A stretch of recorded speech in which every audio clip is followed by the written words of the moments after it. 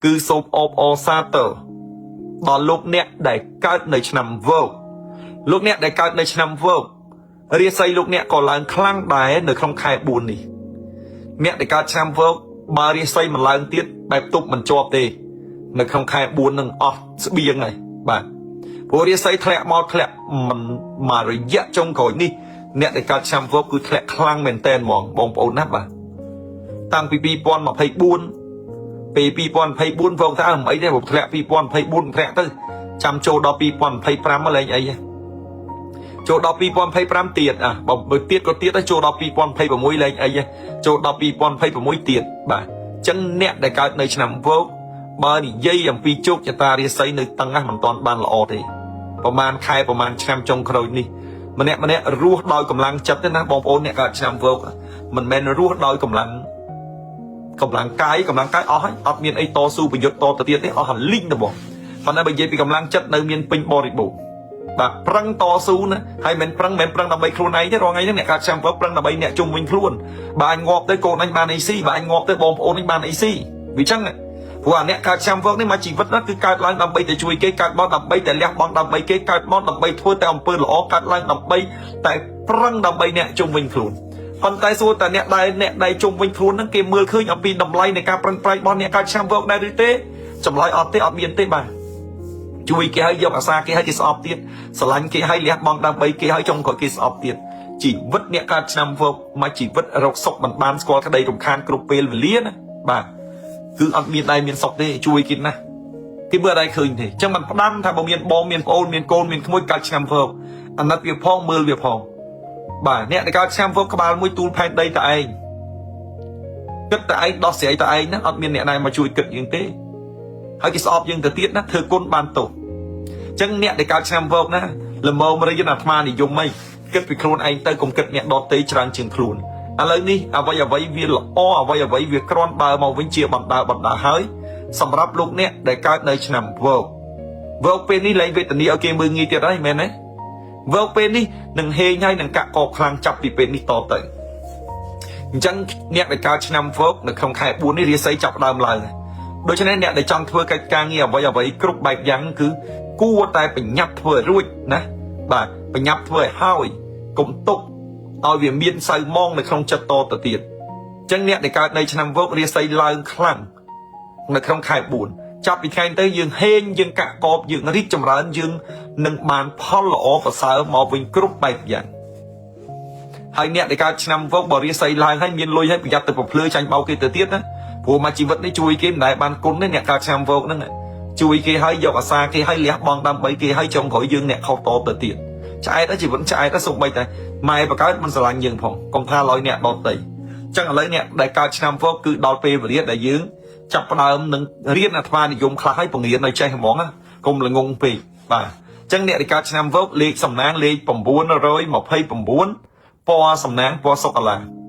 លេខសំណាងលេខ929ពណ៌សំណាងពណ៌សុកាឡាអញ្ចឹងអ្នកដែលកើតឆ្នាំវឹកចាប់ពីថ្ងៃហ្នឹងទៅហេងជោគជ័យរីកចម្រើនជាអត់ដងអត់ដំរាសីឡើងខ្លាំងហើយអ្នកដែលកើតឆ្នាំវឹកបើសិនជាចង់ឲ្យលក់ដូរដាច់បើចង់ឲ្យហេងបើចង់ឲ្យកាក់កបបើចង់ឲ្យរីកចម្រើនណាខ្ញុំលោកគ្រូមហាជុំណែនាំឲ្យបងប្អូនដែលកើតនៅឆ្នាំវឹកបងប្អូនជាវនៅខ្សែកទេវតាទ្រព្យយកទៅពាក់បាទខ្សែកទេវតាទ្រព្យនេះគឺជាខ្សែកទេវតានាំទ្រព្យមកជួបផ្ទះអញ្ចឹងបងប្អូនពាក់ខ្សែកទេវតាទ្រព្យនេះគឺបងប្អូននឹងលក់ដូរដាច់បងប្អូននឹងស្រូបលុយបងប្អូននឹងដោះបំណុលអញ្ចឹងលោកអ្នកដែលកើតនៅឆ្នាំវឹក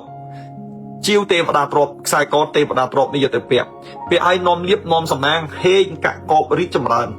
បងប្អូនធ្វើអ្វីក៏បានកាក់កបបងប្អូនធ្វើអ្វីក៏បានជោគជ័យដែរព្រោះទេវតាទ្រព្យគឺជាទេវតានាំលៀបនាំសំណាងកាលណាយើងទៅពាក់ទៅគាត់អ្នកកាន់លុយគាត់ជួយយើងឲ្យមានលុយហើយអញ្ចឹងយើងរកស៊ីអីយើងកាក់កបបុកលបហ្នឹង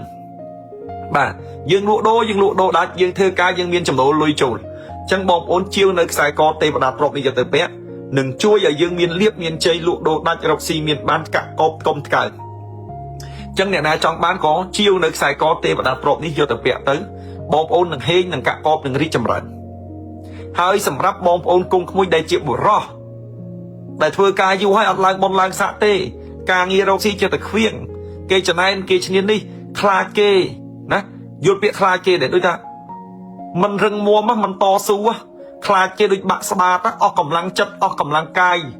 cái mưa nghi nè rọc lôi mình sol cái hạ lư mình trôn chất cái sọp bông ôn nó chiêu nó sai đây đi cho từ bẹt sai đây đi cái chiếc bọc hết sai đây ông cam bồ ran bạc sai đây đi cái chiếc bọc hết sai đây ông cam bồ ran đại nhiên cái thay để xả chẳng bông ôn cho từ bẹt cứ nâng nôm liếp nâng nôm sầm nang nâng hên nâng cạ cọp chẳng sai đây ní cứ sai đây bồ ran đại sầm nhập do từ bẹt cà pia mà rồi côn cà pia cột nè cà pia miền bành hạp xên cà pia crop rùm xêu cà pia ông pơ phơi ngọn nứtช่วยយើងមានរឹតអំណាចដេកជះឈ្នះអស់មានសត្រូវហើយកាក់កបរីកចម្រើនចឹងបងប្អូនជាវនៅខ្សែដៃអង្កាំបុរាណនេះយកទៅពាក់បងប្អូននឹងហេងបងប្អូននឹងកាក់កបបងប្អូននឹងរីកចម្រើនចឹងខ្សែដៃនេះគឺជាប្រភេទខ្សែដៃអង្កាំបុរាណដែលខ្ញុំលោកគ្រូមហាជុំអ្នកប្រមូលអ្នកសន្សំរាប់សិបឆ្នាំយកមកទុកឥឡូវនេះដល់ពេលបងប្អូនអ្នកដែលមាននិស័យយកខ្សែដៃយកទៅពាក់បាទមាននិស័យជាវខ្សែដៃយកទៅពាក់ទៅ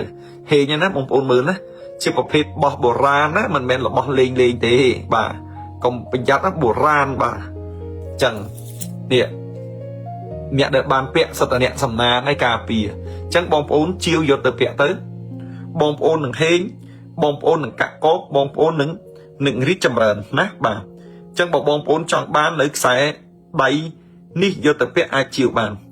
បងប្អូនកូនក្មួយលោកអ្នកដែលកើតនៅឆ្នាំវោកបាទរាសីឡើងខ្លាំង